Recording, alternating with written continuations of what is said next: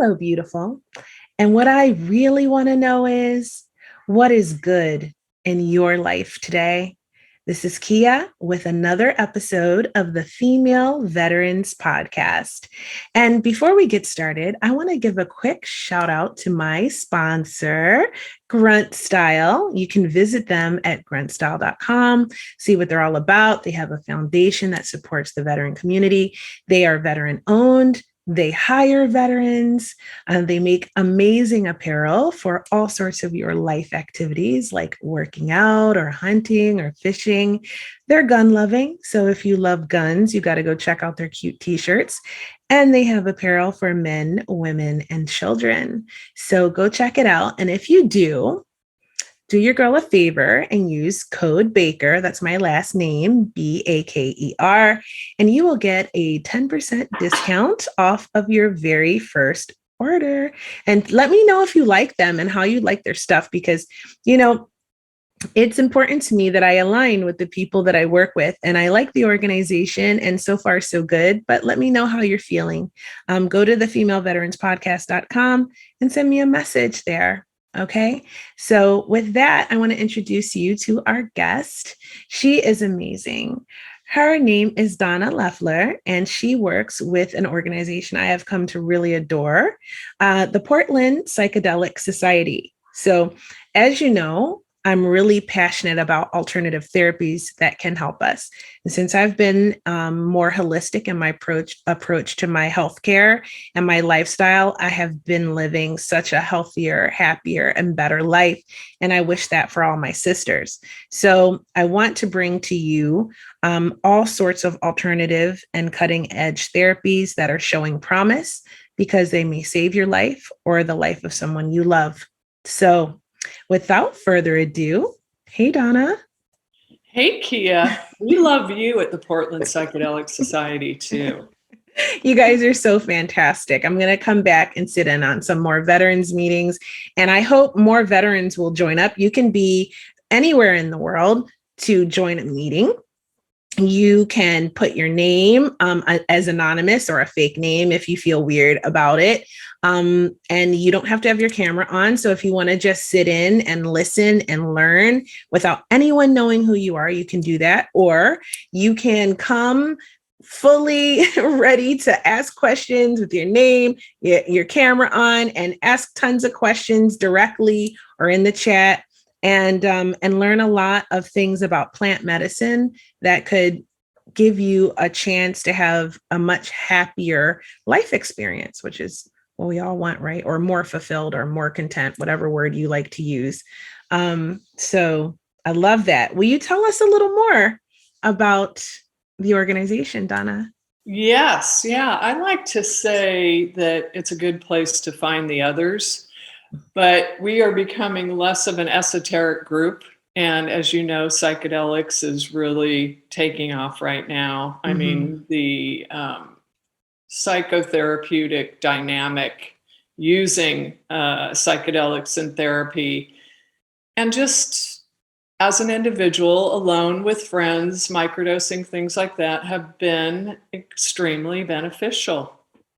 And what we do in the Pollan Psychedelic Society, first of all, we have a vision statement, and we envision a world where everyone has the freedom and support to explore consciousness through psychedelics. But we are not only envisioning that, but we are a nonprofit that puts on educational programs and helps legitimize the modalities of psychedelics, and just gives you a platform to explore. We have so many different offerings on our platform. If you don't mind, I would love to just list a few, just so people can get an idea. I would love it.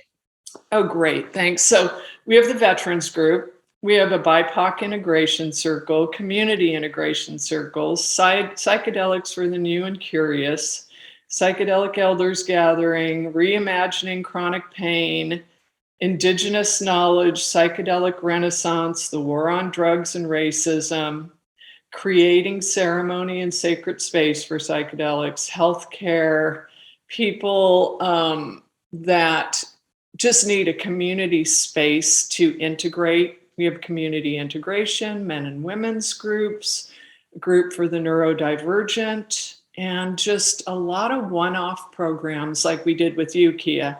We recently had Kia on our platform, and she did the Female Veterans podcast on the Portland Psychedelic Society platform. And she was also a guest for the Veterans Psychedelic Discourse, which was excellent. And all of those meetings and programs show up on our YouTube channel. We usually video the presentation. We leave out the question and answer just so people can remain anonymous. And then we do a lot of one-off presentations. We do a mushroom growing, and this all lives on our YouTube channel. We have deep dives into MDMA, 2CB, salvia, kratom, and all things DMT. We have therapists, PhDs, doctors, researchers, scientists presenting. We have addiction and recovery workshops. We've got all kinds of things. So if you are curious, you can watch in the comfort of your own home, go to a meeting, and just find a lot of information. So, as you know, I will put the link to the YouTube channel in the description box of this episode. And if you don't know where that is, it is where you read what the episode is about. You want to scroll down because I put lots of information in that. So scroll down to the bottom and you'll see all links and all the not-for-profits that I work with in case you want to check them out and you want to support them, and all sorts of information on how to contact me and how to be a guest on the show as well is in that space. So once you read what the episode is, keep scrolling and you'll find out a lot more information. Yeah, thank you. Yeah. So you guys offer so many amazing programs there. I think that it's like a variety of good information that you can learn from. I know I could sit on the chronic pain because I live with chronic pain and so many veterans do, that it would be interesting to find out more about chronic pain and how these types of plant medicine can impact that and improve the quality of our lives, because that's what it's about, right? All of these shows that I do, we did one in the first season. I think it was my third or fourth, or maybe my third and fourth episode was about ketamine infusion. Actually, that was KJ's episode. And I will never forget it, nor will I ever forget KJ. She's actually a really brilliant artist. Shout out to KJ. I know she listens. And one of the things she said was that she experienced joy for the first time having ketamine infusion. And I wasn't sure. Like, I thought at the time, I want to introduce some of these alternative therapies for veterans that seem to be gaining traction and working for them, from what I'm hearing from the mouths of vets. So I want to share that with everybody. And but I was nervous about it. And when I heard her episode, I became sure. So since then, we've talked about ketamine. We've talked about ganglion block.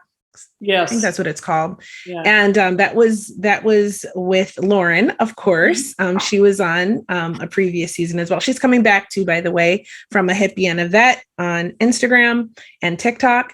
And we're going to have another great discussion. But we talked about that with her, and we talked about marijuana. Actually, I've had a couple of episodes about marijuana. So I'm really excited to talk about microdosing with you. So I guess if I was just hearing about this for the first time, what is microdosing? So microdosing is usually about a 10th or 20th of a recreational dose of psychedelic or cannabis. You can microdose with cannabis too, which is also considered a psychedelic, but it is usually about 10 to 15 mics of LSD, if that's what you're using, or about 100 milligrams or more of psilocybin.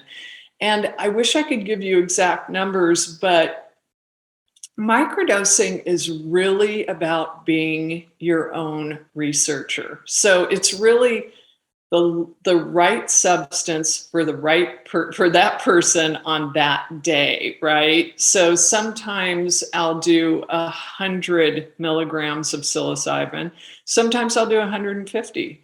Sometimes I'll do 15 mics of LSD in the morning, and sometimes I'll do 15 mics in the morning and 15 mics in the afternoon if it's a weekend. Mm-hmm. And that's still a microdose. And what does that do for you? What is the point of microdosing? Well, microdosing can be good for a lot of things. It can be good for relieving depression, relieving anxiety. I mean, it's been touted to do so many things, and so many of my friends have reported so many benefits of microdosing, even getting their OCD under control a little bit to focus and get done what they need to get done. But it can cause you to have more cognitive enhancement. I like to say it makes me really curious and in the present moment. You know what I Wow. mean? Mm-hmm. And, I can just think of things differently, maybe solve problems or think about issues or just possibly have a really good day without even noticing. So let's say I'll microdose in the morning. And I've just noticed throughout the day when I went to the gym, I did an extra set or I lifted heavier. In general, my mood was better during the day. I was more friendly, more social. And then I've also microdosed when I've woken up with low feeling tones, microdosed, and I've felt better with the onset of the microdose. And it wasn't that I was having, there's some effects you may get. A microdose used to be thought of as strictly subperceptual, but it's really a dose that allows you to function, drive, and do everything that you need to do in a day, although you may slightly feel it. And that may just be a feeling of well-being. Wow. I know that we all want to have that feeling of Right. well-being every day as much as possible. So I understand that it can also be really good for productivity and creativity. I hear all of these rumors all the time that all of these, intelligent tech people in Yes. Silicon Valley it's the trend to microdose and, get really creative and productive at work, those kinds of things. But I know that it is actually profoundly beneficial for PTSD, which is what we talked about with Lauren on Veterans Day at the Yes. Portland Psychedelic Society.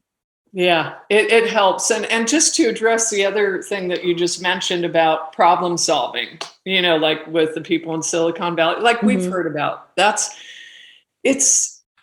a lot of research on LSD and not a lot of scientific research on psilocybin, yet psilocybin is most talked about. Mm-hmm. And with as far as microdosing with LSD and looking at a linear problem, 100 mics might be good for that. To sit down and perhaps figure things out, and have an answer. But yes, smaller doses of psilocybin and LSD microdoses, probably 10 to 15 to 25 milligrams for psilocybin and maybe 10 to 15 to 20 mics of LSD, can be good for PTSD and relief of symptoms, as a variety of symptoms.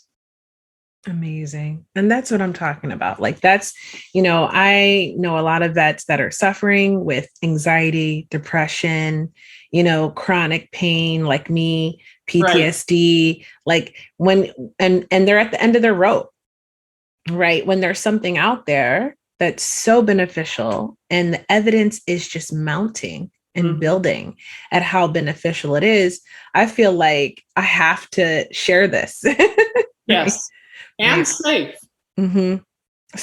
I think it's surprisingly safe for most people who are unaware of all of the information, it is very safe and effective. And that's what we need, because in our community, the suicide rate, I mean, they say that 22 a day, but we know I mean, we just know. And in order to bring that down, I think we need something more than the care that we're receiving through, the VA healthcare system.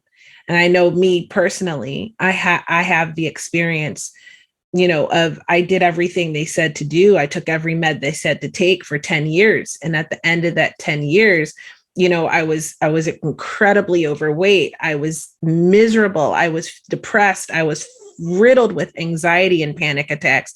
And I felt polluted, and I felt like I was going to die. I literally felt like I was going to die. And I knew that if I didn't change, if I didn't do something, that I would. I mean, and that's as real as I can be. I knew that I was going to die. Wow, Kia. There are so many similarities in our story, as we've talked about together. Mm-hmm.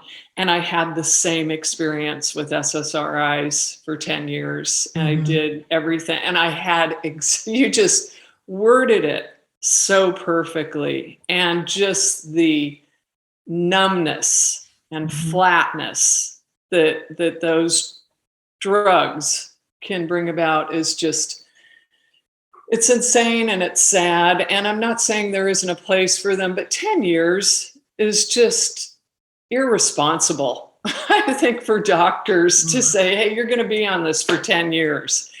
I don't know. I feel, and you said, I think, there are better ways to do it than what the VA is doing right now, and and how much we could help by destigmatizing these drugs, legalizing use. I mean, we know MDMA is the gold standard for trauma, for dealing with trauma, and then taking that down, and then perhaps introducing a psychedelic to start changing some of that hardwired beliefs and behavior.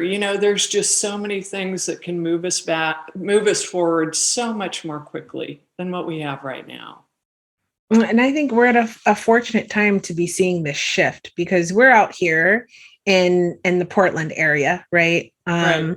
And the legal system has changed for us in regard to these things, and it's changing.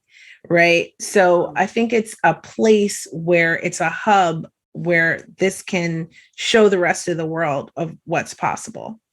Absolutely. We're the leaders right now. We are hopefully writing legislation in a very conscious way for us to show the rest of the United States and the world of what can happen. Because, all of these drugs were criminalized and rescheduled in the 60s, when the government was very aware that, they don't want their citizens possibly seeing that war may not be what they're saying it is, or the way we're thinking isn't entirely correct. And, and it was also a war on non-white people. Yeah, well, we know that to be true. Yeah, we know this. We Yeah. do. Then I love that you brought that up, actually, because this is one of my favorite stories of how the government was testing. And we know they tested on military, right? That's known. But they were testing LSD, the LSD trials, because they were trying to see if they could control people's minds with LSD. And it's like the funniest thing in the world to me, having the experience with it that I have, and understanding that it actually opens your mind. It expands your consciousness, and it changes the way you think in ways that are so profound that you have no idea unless you experience it. So I can just imagine to be a fly on the wall as they're figuring this out, when they're trying to figure out how to control people. Yes. And they're unlocking minds through every test that they're doing. Yeah, unsuccessful. So funny to me. Like such a fail. And then, you can Google it and go to YouTube and watch and actually dose a platoon of people. But yeah, the government, yes, they've tried. We won't go down that rabbit hole. That's another podcast. Yeah, that's a whole nother one.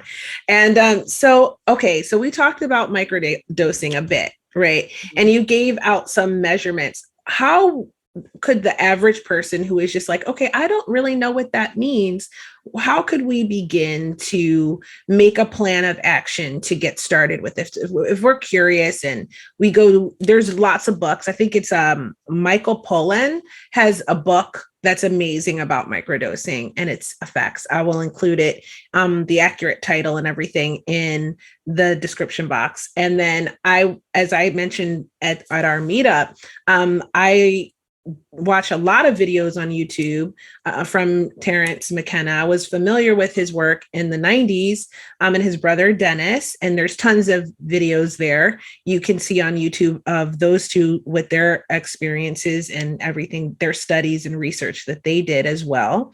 Had the pleasure of meeting Dennis McKenna at a London Rail event. As you know, my main hustle is performance coaching at London Rail Academy. Yeah. So with the influencer from YouTube, Brian Rose, and he did a movie called Reconnect, and it was all about ayahuasca and his experiences with that, right? Which is another plant medicine. So Dennis was there with him with that. And so they did a Q&A after the premiere of the movie, which I had the privilege of being at in London. And I got a chance to meet him afterwards, a very kind and lovely man. And so this is, as we said, they started research, the government in the 60s. This is, and even before then, these are not new things. But because they have been so stigmatized, I think we have to get the word out because they are helping people. We're seeing very clearly they're helping people. So if I've done some research on my own and I've listened to this podcast and I'm curious now, how can I get started? How do I know? What do I need to do to measure appropriately and find supplies and things like that so I can try this out? Well, first of all, yeah, I love Dennis McKenna. And I am a big fan also of James Fadiman because he's been doing this research the longest. He's a psychologist with degrees from Harvard and Stanford. He's taught in 4 different universities. He did his dissertation about psychedelics in the 60s. He's a researcher, a consultant, an author, and is probably responsible for the phenomena of microdosing and has the largest database on either crowdsourcing, people that have contacted him, his own research. And he's got a great book that I'd like to recommend. I don't get a kickback from it. It's called The Psychedelic Explorer's Guide. And it teaches you not only about high dose safe journeys, what all the elements should be, but about everything psychedelic. It's just a great book to have on your shelf. But if I was just going to get started after doing the top-down research, because I'm a big believer in knowing what the substances are that you're putting in your body, what it does to your brain, and all the benefits. Like you said, you dug into YouTube. There's so much on the internet right now about microdosing. You can go to Double Blind, and I'll give you all these links, Kia. Double Blind to learn about microdosing. You can go to Third Wave. You can go to listen to every podcast on psychedelics today. That's a masterclass. But if I was going to get started and I knew I wanted to do it, the first thing I would do to keep good records and really do the citizen research to see what the effects and benefits are for me, I'd get a jeweler's scale. And you can get those for about $20 to $25. It measures, if you're microdosing psilocybin, it'll measure it out in milligrams. And then if you're doing LSD, and I kind of like to recommend to people to try both, because some people attune more to LSD than psilocybin and vice versa. And LSD is a little more energizing than psilocybin and a little more predictable for me. Whereas with psilocybin, I might microgram and feel great, or I might get into an issue and go, okay, I'm going to just sort of work on this little issue today, or it might bring up some sadness. So, if you're ready for that, that's cool too. But I would get a scale, or I get the LSD and try to find out how many mics are in it. People say 80 to 100. We really don't know. So you have to cut up the tab or the gel or the paper, and then you have to experiment on yourself. So if you're going to use just psilocybin, you're able to measure it out in grams. I always go, I get a journal. How am I feeling that day? Well, I woke up and I have low feeling tones. So I'm going to start out with 100 milligrams of psilocybin. I'm going to take it at 9 o'clock in the morning, and I'm going to see where I'm at 10. And you can use your phone, so it's like you're not whipping out a journal. You know how much you took, you know what substance is, you know how you were feeling that day. Now you're going to see what effects that might have. And I like to follow Fadiman's protocol because I found that it works for me. I'll microdose one day, I'll take 2 days off. Sometimes the second day is the best day for me. And that's what he has also found, that a microdose has lasted over the course of 2 days. And again, you just have to note the effects that you're feeling. Then microdose again. So let's say you do it once every 2 days with psilocybin over the course of a month. And then you see what the effects are in that month. And he has found through his research that people microdose less often once they do a full complement over the month. So they microdose every 2 days. Wow, that's amazing. Yeah, I definitely have heard that you should space it out. So, but I want to go back a minute just in case we're getting ahead. Yeah. And I realized maybe people don't know what psilocybin is. Oh yeah, so it's mushrooms, right? It's Mhm. people call magic mushrooms. Yes. Mm-hmm. And there are many different species. Yeah.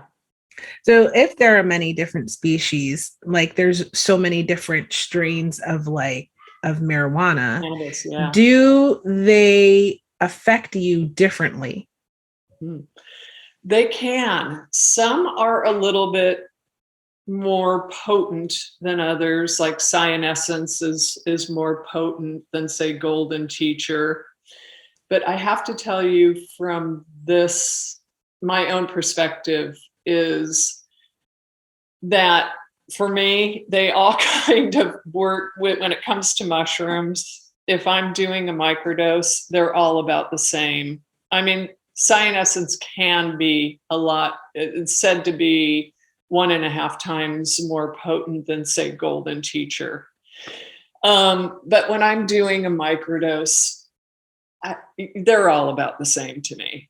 That's something you have to find again. You have to find out for yourself. It's like, now, if we're talking about cannabis strains, I can definitely tell the difference between cannabis strains. For sure.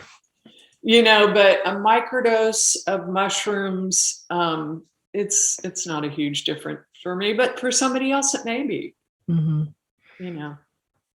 So, I guess, what could I expect to feel like when I'm microdosing? Like, in the first, maybe, am I going to feel it? How soon am I going to feel it? Am I going to feel it in the first 20 minutes? And then after I feel like the sensations in my body feel like at that time? And, and is it affected if I eat or anything like that? Yeah, really good questions. I'm sure you found out for yourself what works and what does not. Yeah. I like to microdose on an empty stomach. It takes about an hour to an hour and a half to feel it. And it lasts about 4 hours. Again, this is where your own research kicks in. You might take 100 milligrams and really notice nothing, but just feeling a little bit better. You might take 150 milligrams, go out for a walk, and just notice, oh my God, look at, the colors are a little bit brighter. You may notice birds and what's around you. You may be more deeply involved with what's around you. But it really varies. I wish I could give exact measurements, but we know that really the person taking it too has a lot to do with it on those lower doses. So you might find a sense of relief. You might find yourself singing during that day to a song, just slightly being a little happier, maybe a little more, have a little more anxiety relieved, just feel freer, perhaps, like I said earlier, more curious about the day and the people around you. What do you feel?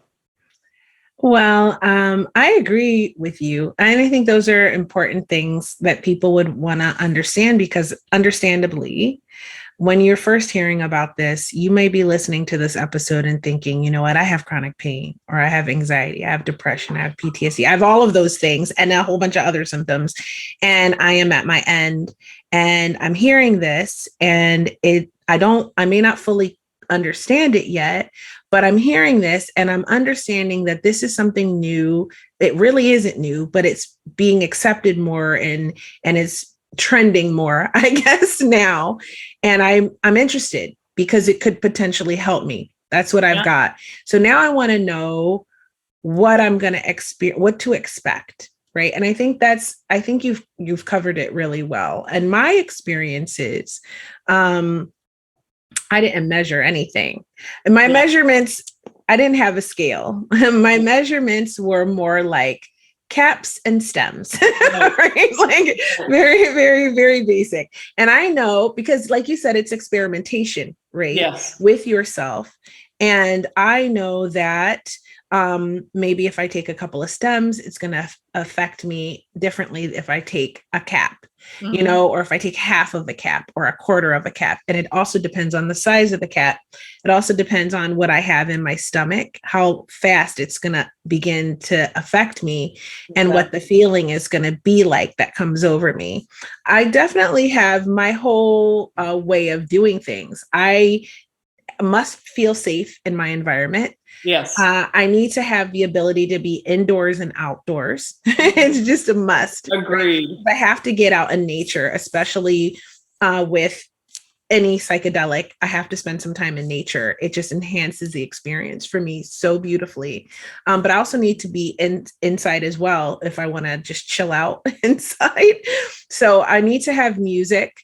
I need to have positive things to behold. Like I need to have really great visuals for me to behold.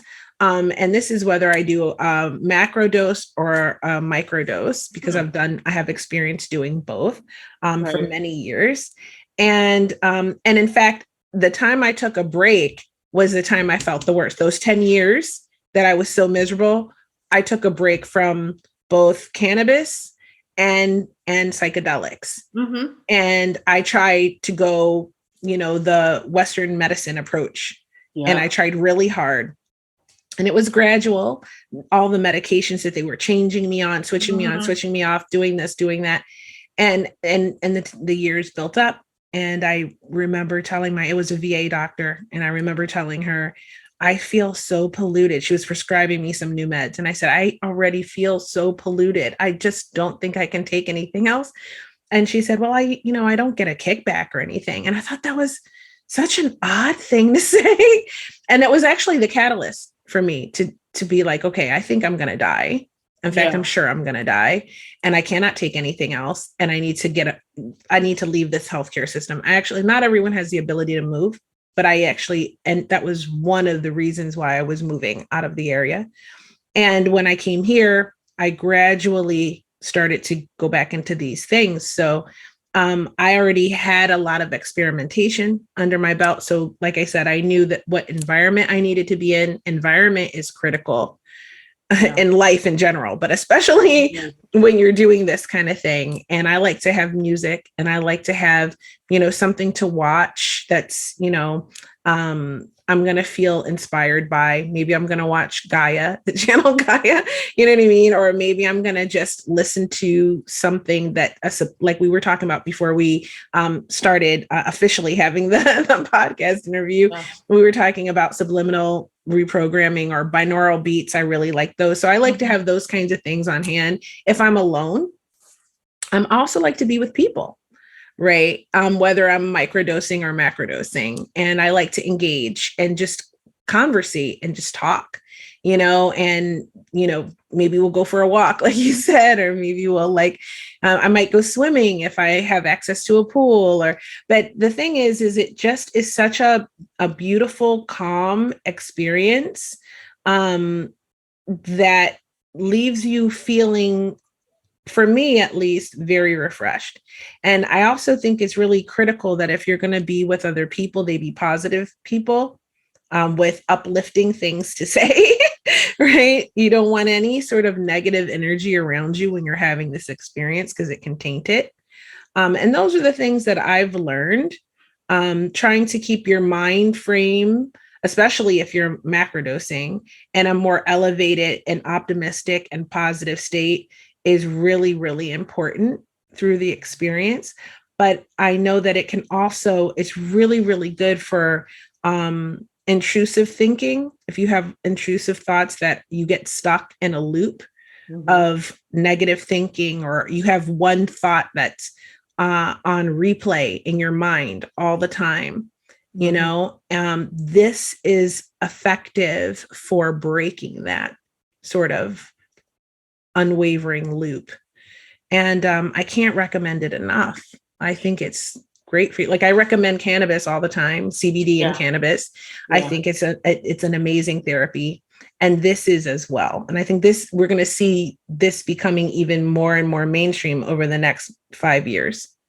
So yeah, you said a lot there, Kia. You really did. I mean, with microdosing, for the first timer, you want to do setting, and substance. So you want to do, what is your mindset? What is it that you want to look at if you're just microdosing? Because to you and I, it's like, okay, I can take a microdose. I'm going to the gym. I'm going to run some errands. I'll take a walk later, whatever. It's like, it's nothing. But we're both sort of intrepid travelers at this point. If you're brand new, the first time, maybe just take it at home, start low, go slow, right? So maybe do 50 milligrams and just see, are there any effects? Do you feel safe? Do you want to stay contained in your home? And like you said, have a little place to walk, and then up it and see where your dose is, or what we call the sweet spot, where you're functional, you're getting the benefits, you're feeling good. Stuff like that. Now, when it comes to, of course, large dose journeys, to me, that is a completely different animal. And, I personally, there are many ways to do this. I've done it in a retreat with a group of people. I've done it with a guide and for therapeutic reasons. And, even, I just have to say, even if you explore this and you decide you get to the point where you want to have a large dose journey, even if it is a challenging journey, it is incredibly beneficial. In fact, I heard an interview with James Fadiman, and he was talking about that they had sent out a poll in Harvard to 100 people to say what was their absolute best psychedelic experience. And they were like, oh my God, it was in the top 10. It changed my life, blah, blah, blah. Same poll a year later, what was your most challenging experience, and where do you rate it as far as experiences? Same thing. It came out the same way. So that is just the amazing, one of the amazing benefits of psychedelics are things like this, the changes that it can elicit. And that's what we're looking at. And you also mentioned thought loops. That is what led me to psychedelics, was after I got off SSRIs, through meditation. Then I got off SSRIs with cannabis, and that led me to psychedelics, because after all of that was taken away, of course, the reason I took SSRIs came right back up. And I'm like, okay, I mean, I spend this much money at the gym. I see a trainer. I eat good. I meditate. Why would I not spend that kind of time and money on my brain? So, I hired a guide, and I started exploring these, and it just made a huge change in my life. And one of them was thought loops, those blocks that stop us from getting where we want to go emotionally, within business, with other people, politically, whatever. Mm-hmm. I mean, that's beautiful. And I'm so glad that you shared that, because there's probably people dealing with that right now and can identify completely and maybe looking for something to help them, and this could be it, and I love how you were saying start small, because you have to, even, everybody knows that I was and worked in the pharmacy in the Navy. That was my job. I dispensed meds, all of that. And it's the same thing. You have to assess your tolerance. It's you start small and you see, okay, even when I was on Zoloft years ago, I have the experience with the medication. So I actually told my doctor, I said, listen, I want to start on a small dose of Zoloft, and you're going to start on 5 milligrams. Right. And I assessed and I said, okay, this is not enough. So I need to go up to, and I actually went up to 15 milligrams at some point. And then at some point during the course of that therapy, I said, okay, I actually had postpartum at the time. Mm-hmm. And I said, okay, I'm starting to feel like this is too much. So it's really about being also in tune with your own body. Right. And being self-aware as to what's happening in your body with this medication, because these are all medications. Like the Zoloft is a medication. The plant medicine is a medication, obviously. So you want to be aware of how your body is responding to it and if it's too much or too little. So the point I'm trying to make is, when you take this and you start small, if you get to a point where you're like, I didn't like that felt like too much, you don't have to say, oh, this was bad for me, this was not good. It just means that was too much. Scale back and see how that's your sweet spot. That's how you found your sweet spot. If you don't go there and you're like, oh, this feels really good, you have to be mindful. This is where a great mindfulness practice will come into play, because when you're thinking, well, how am I feeling in my body? What am I thinking? What are the sensations in my body that I'm having during this experience? Then you can go, well, this feels good. This feels great. Or you might not even really notice, but until it's done, you can reflect back and go, well, you know what? For the last 2 days or for the last day, I felt pretty amazing. Well, what's the only thing different? Oh, I did microdosing. Mm-hmm. And I actually don't think anyone should start with macrodosing on your own. You should really start with microdosing, just like I recommended. If you listen to the marijuana episode with the Kushners, or with April from the High Guide, you will hear us talking about, hey, start with CBD and work up in your milligrams of THC. Like it's a gradual thing, because you can give yourself a bad experience and then lose the benefit of what could have been. Right. So absolutely. Excellent stuff. So I know that you have so much knowledge. What do you think that we should know to really integrate all of this learning that we've got today? Oh my God, that's such a great question. Just the word integration, right? Because like you were saying, Kia, these are all substances, and it's a whole person project, right? You're looking at everything about your life. You mentioned so many things today. You mentioned who is surrounding you. Who are you listening to? Who is in your life? What are you consuming physically, socially? What is this? What's all around you? What's happening with the whole person before you put a substance in your body? You know what I mean? That is sort of where the integration happens. You start doing this and then start changing things around you that aren't working. And I think that's where the integration piece comes in, not only with taking the psychedelic, but just looking at your life. Are you happy? Are you not happy? Can you make that change?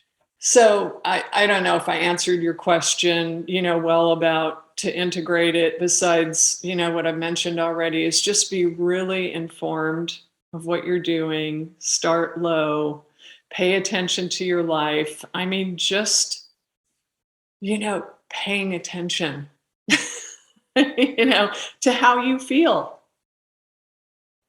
I think a lot of times we don't do that, Mm-hmm. which is good for us to emphasize because we get busy with work and family and careers and trying to take care of our kids or our husband or just life's dramas. And we forget to be aware of ourself and what we need, right? And we don't, I mean, so often we are the last person to get the love when we are so busy as mothers and wives and friends. And just really emphasizing that, I think, is really important. And going through this process will help you do that, I think. Yeah, and like as well as I do, and a lot of people listening to this podcast, it's like when you're stuck in suffering, a lot of times you don't know how much you're suffering until you start to get some relief. Mm-hmm. Oh my God, that's so true. That's so true. I mean, I didn't even realize, like, when I started to feel better, and part of that was also getting a toxic kidney removed out of my body. But when that happened and all of these pieces came together at one time, that was like the last piece of the puzzle of why I was so miserable and feeling so bad. And I still have all of my other symptoms of fibromyalgia and chronic fatigue and chronic pain and all of those other things. But those are manageable. Right. And when I started to feel better, it was like, wow, I really just didn't realize how miserable I was and unhappy because of my health, with the toll that it was taking on me, even through years of therapy, and trying different things, to get myself out of this place. I used to say to my therapist, I am the most positive, depressed person you'll ever meet. No one understands how unhappy I am because I'm such a positive person. Yeah. And then she was like, when I first told her that, she didn't understand what I meant until she got to know me after a few sessions. Then she was like, oh my God, I understand what you mean now. You seem like you're just the happiest person, but I understand now that you are really suffering. Yeah. And you said another great thing, because I always, people ask me about this. I always just say, when was the last time you had a full physical, and really got your body checked out? Because sometimes the issues we're having are medical too. And Dr. Dan Engle is another great person to look up. He's got a book called The Dose of Hope, and it's on MDN. It's about MDMA, but I love his approach to the whole body system, right? We're not a brain and a body. It's all so, we want to make sure the environment is good, and it's healthy for thriving, because we're all going to have pain. We're all going to deal with disease and aging. And it's like, how do you deal with it? Because there are so many good things right now to deal with pain, depression, anxiety that you can put on board. to help you, even if you do have a chronic situation that you're dealing with, like you. Absolutely. And many of us do. Many of the people listening to this episode, they do. You Yeah. know, we share in the fact that not only have we served in the military, we've seen and experienced things that a lot of people can't imagine. But we also have come out of it dealing with health issues, many of us. And so I think it's important to share this kind of information because, you know, you never know whose life will change or whose life might continue because of it. You know, I'm always surprised, I guess, or so appreciative to hear when people say that they've been impacted by what they heard on this show, because that's the mission of this show, you know, to help people feel better and to, you know, help my veteran sisters to continue, but to live a better, happier, you know, what, like I say, what's good in your life, to recognize and be aware of what's good in your life today, to feel better and to heal. You know, I think those are important things for female veterans. And I think I hope this episode has really contributed to that, to those who are open and ready to receive the information. And if you're not, hey, there's always other episodes. Maybe it's not your thing, and that's okay too. But it is out here, it's gaining momentum, and it can really, really help you or maybe someone you love. So share the information anyway. I have another question for you. You mentioned early something called a journey. What is that? Like, if I was like, okay, what is a journey and what could I expect from that? What would you tell me? Well, I consider a journey a high dose situation where you have decided that you want to work on something. You want to look at a problem or a loop or something that's not serving you in your life. You want to make a change on a deep level. And it's a journey. You usually have preparation. You know, the way I do it, there are many, many ways to do it. You know, indigenous cultures have been doing this for millennia without the resources I have to do it, right? So when I do it, it's usually preparation. It is the day of the journey, which is in a safe, contained space with a trusted person. And it's probably 5 hours together of taking the medicine, going within. And that's what usually a big dose journey is for me. It's like usually in the dark with eye shades, sometimes with music, sometimes not. And it's with a person that, as I bring up issues, may be guiding me with these issues. So if there's nothing happening and I'm not going into the weeds, there's a lot of silence. You know, sometimes there's some talking. It just depends what comes up in the journey. You know, these psychedelics are very effective for quietly going within and working things out with it, not like talk therapy. They have been found to do this, which is just another amazing benefit of psychedelics, you know. So there's a day of that. We spend the day together. And then later in the week, maybe the next day, you start integrating what happened in the journey, what you came up with. So I do a lot of journaling. It's the same thing I do with microdosing. It's paying attention, it's journaling, it's getting like downloads from the journey later on, you know, maybe connecting the dots. Oh my God, okay, this situation looks like that. I get it now. I either see my part in it, or I see that maybe this behavior isn't serving me, whatever it might be. So it's for me more therapeutic. That's me.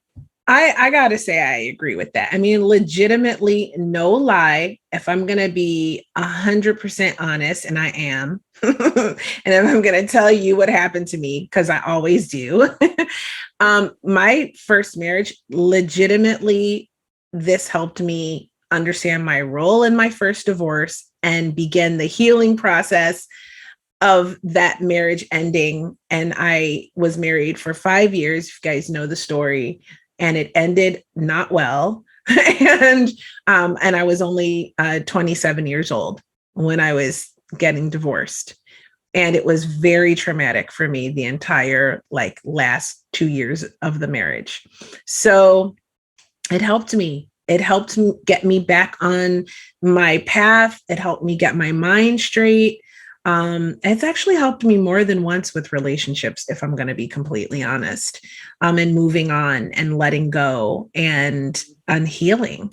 So, I mean, I really can't say enough positive things about it. And in fact, I wanted to go back to something that you mentioned earlier.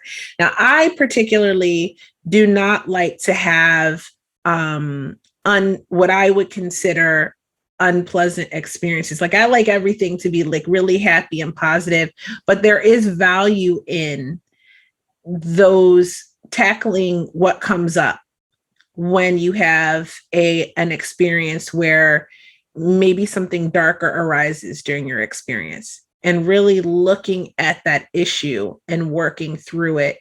And I'm not surprised by that study at all, because I have actually helped people through those experiences. And for me, it's we used to call them a bad trip, right? Like we say, this is a bad trip. But actually, there is no bad trip, because you actually come out the other end. And I've been able to sort of help people through that process, and it's very difficult. It's you're there with them in the trenches, so to speak, when they're working through something really traumatic and serious that happened to them, while their mind is in an expanded state. Correct. So it's a lot, but at the end you get to see someone come through it and feel better. And even if it's not in that same day, within a few days, then you see that they've overcome something. And I think that's why what the trend is with ayahuasca right now, because that medicine forces you to purge out whatever is going to come up. And that is really healing when it allows you to face things that you've been suppressing for a long time, but you don't have any control over it. So it's not for people who don't like to like control, right? They don't like to lose control. Ayahuasca for sure is something that once it's in you and it's going to do what it's going to do. So that's a big one. Ayahuasca. Wouldn't start with that. No, definitely start with microdosing. So if there's one thing you take away, plant medicines are very helpful. Do not start with ayahuasca. Okay. I mean, I know it's trendy and people are doing it, but if you're going to ask me, my opinion, I agree with Donna. Okay. Don't start there. Start with microdosing. Just like we said, don't start with, the highest dosage of THC possible. We said start with CBD, like sort of assess how it affects you. And you also mentioned keeping a journal, or you could do a voice recorder on your phone, or you could do a video on your phone, but something that keeps track where you're experiencing this and you can honestly express what you're experiencing and how you're feeling. I think that is something I didn't do when I was younger, but I found to be so beneficial to the experience. Absolutely. Yeah. And usually with high dose journeys, sometimes, like guides will write down, things that you're saying and let you know. And like in the Netherlands, I know when they do psychedelic assisted therapy, I think it's really protocol for them to record what's happening too. And I've heard that with other practitioners where sometimes it brings people back to the place they were in the journey to let them reimagine what was happening at that time or relive that moment and get more in touch with it. And that's part of integration too, if that's something that you want to do. There are many ways to do this. But yeah, containment's good. And like you said, trauma does come up. When you put can come up. And that's why if you're leery or you don't think you should do it, or then do it in a contained way. Some people are more like, I'm just going to take 5 grams at home, and that's cool. For me, it was just like, before I go on this journey, I want somebody that has been on the journey before me to help me just go in the right direction, or if I'm having a difficult experience, just to support it, maybe hold a hand, or, because we know that these substances also at high doses, especially, allow people to somatically experience it and move the energy through their body too. Yes, absolutely. And also, I think that the point of integration after an experience like that, because it does change you and you experience so many things, that I think it's really important to sort of process everything you experience and discover how to bring it into your life now. Right. Yeah, like you said, to make some changes, right? So you might be hitting some blocks and go, oh my God, that came up in my journey. And I thought this might be a good way to change that situation. Okay, how do we implement that into your waking, sober life? Let's look at that. Let's see how we can move on. It's about change. Whether we accept it or not, we're changing.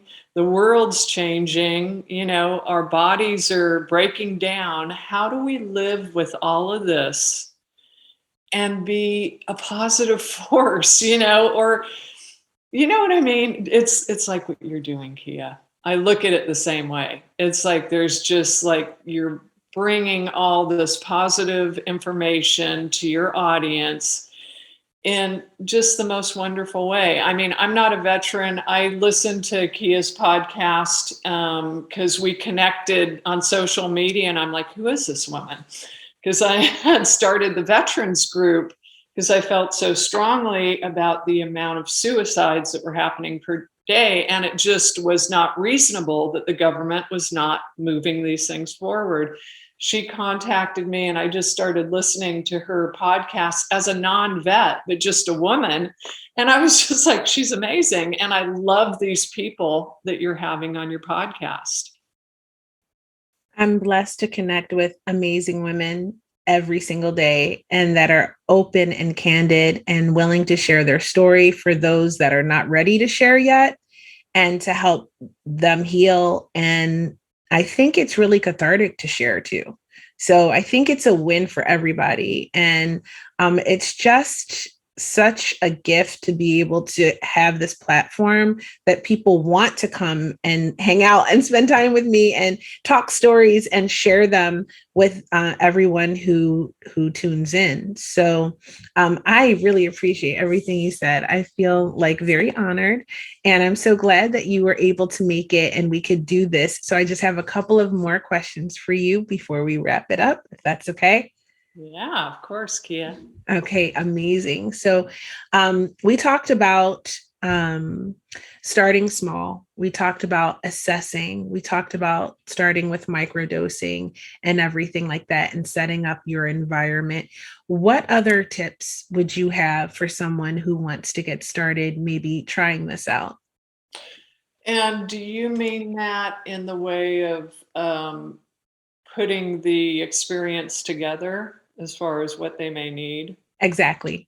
Well, I think we covered that pretty well, because we want the set, we want the mindset, we want to look at what you're working on, why you're microdosing, the substance, getting the scale, measuring it out, setting up your day, starting low, going slow.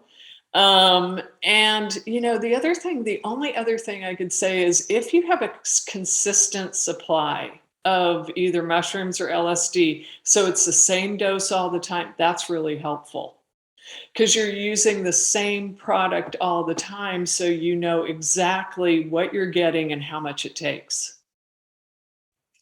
And how do we get a supply of mushrooms? Oh, God, I wish I could help everybody with that. As you know, this stuff, psilocybin is, mushrooms are illegal most places. That is changing. However, you can get spores and grow your own in certain states. Now, spores aren't legal in every state, so you have to check. You can go on, I think it's Etsy, and order spores. And I'll give you this for your show notes, where you Perfect. can order spores. And then how I started was I got the spores. I got this thing called an all-in-one, and I just inoculated this bag, which had the grain and it had the perfect environment to grow mushrooms. And I inoculated it with the spores, put it in my closet for a couple months. And I'll put that in your show notes too. They have a video on how to do everything. And I grew a block of mushrooms. And then I just dried them in my home in front of a little fan. And that was it. Another place you can buy is called Zydor in Oakland, California. You can buy every form of mushroom you want there. Chocolates, capsule, dry. I mean, they've got a great menu. So there's a couple, those are the two ways that I know, other than everyone in this community, as you connect with the psychedelic community, wherever you may be, it's a good place to meet people and make connections. So you have community, you might get some tips on where to get whatever you need, and that's my best suggestion. I think that was excellently explained. So, if you're somewhere where it is not legal, my disclaimer is I'm not suggesting that you do anything illegal that you are uncomfortable with, but you're an adult. Make your own choice, make your own decision, do your own research. And you've learned here how to grow, where to go to learn even more about it. And, you can find a community in your area of people who might be like-minded as you and have more information than you have. And if it can enhance or even save your life, I encourage you to, of course, do your own research. A lot of information will be in my show description box that you can look over. And then I encourage you to do what you feel is best for you, is what I will say. And if all else fails, come to a meetup at the Portland Psychedelic Society to learn more. And they happen all the time. You can go to the Portland Psychedelic Society website, Facebook page, Instagram, all of that. They're all over social media. Go to the YouTube and you can find lots of information and you can come connect. I might even be there. You can connect with me. You could certainly connect with Donna and a lot of other amazing people and other people like you who are there to learn, who may be new to this, who want a community to learn from. And then there are certainly lots of places on TikTok that provide information, but be careful where your sources are coming from, as with anything, and then just do what you feel is best for you, is my advice. Armed with as much knowledge as you can be armed with, and then go for it. Like I did when I moved out here to the West Coast. I said, I'm going to change my life. I'm going to go holistic. I'm going to get off all of these meds. I'm going to figure out what diet I need. And it turned out for me with fibromyalgia and chronic fatigue, treating it like an autoimmune disorder was the best thing I could do. Minimizing gluten, that's something else I did. And then adding in plant plant-based medicines as my therapeutic treatments, as well as exercise and art and and just looking for things that gave me a blissful feeling. So I think they say follow your bliss. I love that. And I think that's Joseph Campbell quote. And I love that because I think it's really true. If you look for the things that you're passionate about that give you joy, it might be something you did when you were a child. Like I used to love to write in my journal. I used to like to draw. When I pick up those things or color, they have all those adult coloring books. People love them now. Like if you find things that just give you those little moments of joy and you string them together, you'll feel so much better in your life. And this is all, I say this all because this was like my care plan. So like if you go to the doctor and they say, okay, this is your treatment plan. We're going to put you on this med. We're going to do this. We're going to do that for you. And this, and you have to, stop eating sugar, which I also did as much as, I mean, it's in everything. It's inevitable, but they give you this treatment plan and you've got to follow it. Right. It's what I created for myself, that was my treatment plan. And everything I did there led me to here. And one of the things that I do to follow my bliss is this podcast. And I really want to thank you for being on it, Donna. So thank you so much for being a guest. Is there anything else you want to share before we wrap it up? I was just listening to it. You just described integration. It's all over your life. It was a pleasure being with you again, Kia. I was just really enjoying this process of getting to know you better and hanging out with you. It's so much fun. Well, we'll do it. I mean, it's not like we live far from each other. We can do it at a place outside. Yeah. God, what would that be like? You know what I mean? Like we'll just go hang out. So it will be a pleasure to have you back again to talk about MDMA in the future, because I know that's up and coming and I have experience with that as well. And I'm just really open-minded. And I think you have to be. But it turns out it's been beneficial for me because now I can turn around and sort of help people who are new to these things and who are just, coming out of the cocoon and being a little bit more open to these things that, were so taboo in the past. So let's talk about MDMA and ketamine and all of these good things in the future. I would love to have you back. Sounds good, Kia. Thank you so much. So one more time, I just want to shout out the Portland Psychedelic Society. They have meetups all the time. Like really, I encourage you to go to the Veterans Discourse. It's wonderful. There's wonderful people that gather there. You are free to answer questions. You can be anonymous if you like, or you can join in completely. And I might be there, so we can catch up there as well. And I just encourage you to go and explore that as an option, as a way to just move forward slowly, right? And I want to mention GrantStyle. So grantstyle.com. Shout out to them for taking a chance on this girl and sponsoring a few of my episodes for now. And I really like their stuff. So go check out their cute t-shirts. And if you love guns, you have to buy that. Like I have like 7 t-shirts from them. I have an amazing t-shirt that says "fuck cancer." It's one of my favorites they have on there. I mean, because really, and my best friend's husband is stage 4 right now. So I really feel like that. And I have lots of cute shirts from there, especially my Navy t-shirt, which I'm very proud to represent my branch. Go Navy. And so check out grantstyle.com, get your 10% off with code Baker.